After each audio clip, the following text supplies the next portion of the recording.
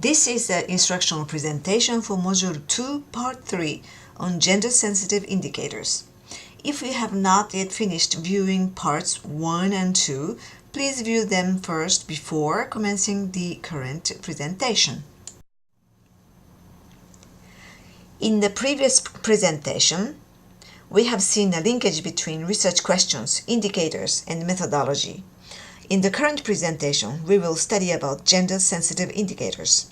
Specifically, upon completion of viewing this presentation, you will be able to state the role and characteristics of gender-sensitive indicators, identify the gender-sensitive indicators that are linked to various targets within the Sustainable Development Goals, examine what gender-sensitive indicators have been and have not been regularly collected by your Ministry of Education. What is an indicator? What is a gender-sensitive indicator? An indicator is a pointer. It points to a situation and describes and highlights some of the features of a system. Beyond this definition, there are several definitions for an indicator. Some define that an indicator constitutes a single category of raw data. Others consider it as a composite index obtained from complex calculations performed to combine multiple sets of information. Most of the specialists tend to agree that it is somewhere in between. Indicators are the processed or derived statistics specially put together for a purpose.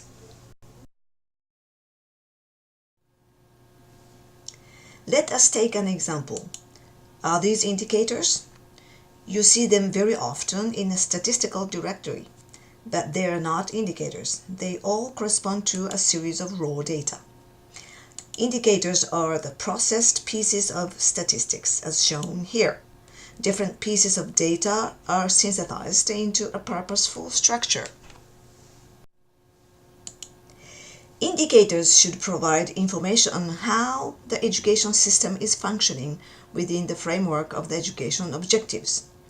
They could highlight the major aspects and elements of this function. However, they cannot identify the causes of problems, nor can they provide solutions. You can compare them to the dashboard of an airplane. It warns the pilot if the engine overheats, but it does not tell why it is overheating, nor does it tell what to do about the problem. What is required to make these indicators gender sensitive? You may stop the video to write down. Gender-sensitive indicators require that the raw data would exist separately for each sex, as shown here. This enables a production of rates and proportions by sex. By processing these indicators further, you could have the absolute gender gap or gender parity index on the rates, which are considered to be gender sensitive. Can you think of other gender sensitive indicators? The role of gender sensitive indicators are to assess the current situation for men, women, boys, and girls compared to the objectives, identify unacceptable and problematic gender-related practices, evaluate the degree of gender inequality and disparity, point out gender-related changes over time, and help decision-making about gender equality. A good indicator provides comparability in relation to a reference point. A reference point could be the ministry's benchmark standard, the value obtained during the previous year, or the value observed for other subgroups. In addition, the quality of the indicator must comply with certain criteria, similar to the criteria to judge the quality of data, such as accuracy, reliability, timeliness, relevance, and validity. Finally, a good indicator should have the ability to summarize as much information as possible without obscuring any important aspects. However, a single indicator may not be enough to provide information on the functioning of the education system. Too many indicators may get in the way of providing the synthesized information. We often consider a system of indicators where a selection of a coherent set of indicators would provide a valid representation of the condition of a particular education system. For example, the publication by Data 2X on Ready to Measure selects 16 indicators out of 47 to monitor gender equality and women's empowerment.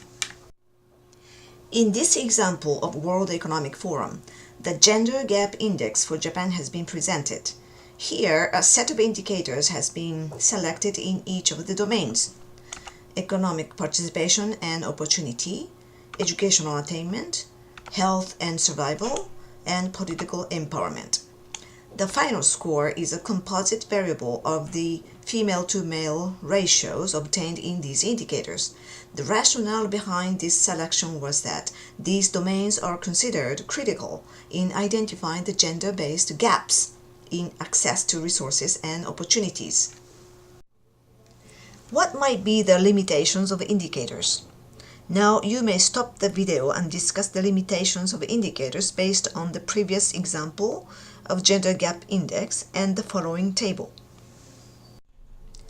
Although indicator systems are very much valued, there are some limitations.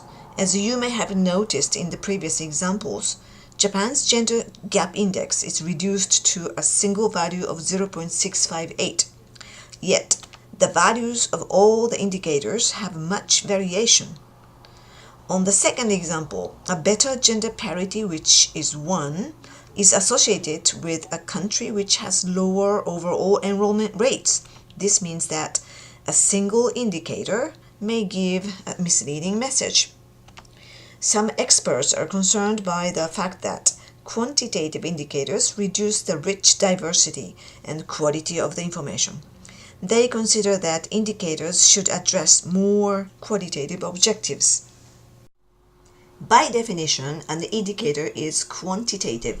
Therefore, a qualitative indicator is statistical information to evaluate qualitative characteristics. For example, indicators on the attitudes, opinions, expectations, leadership, involvement, etc.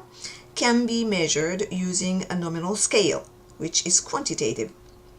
The complexity entailed in evaluating these qualitative aspects, the feasibility and the cost of collecting the necessary data are the main reasons why this type of indicator has been so little developed. At the international level, it will be particularly difficult to obtain a consensus on the quality. Describe how you can measure the following qualitative concept: women's leadership, mother's involvement in school.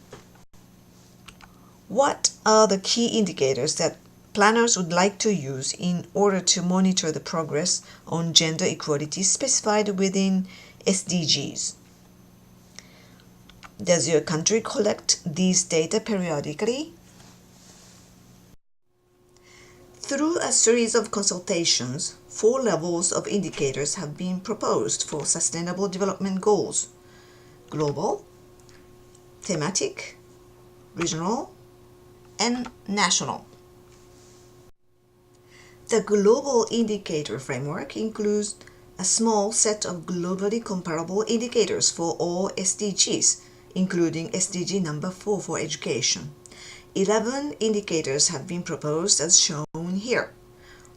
Which indicators could be considered to be gender sensitive? In order to produce these indicators, what kind of data collection will be required? Stop the video to reflect.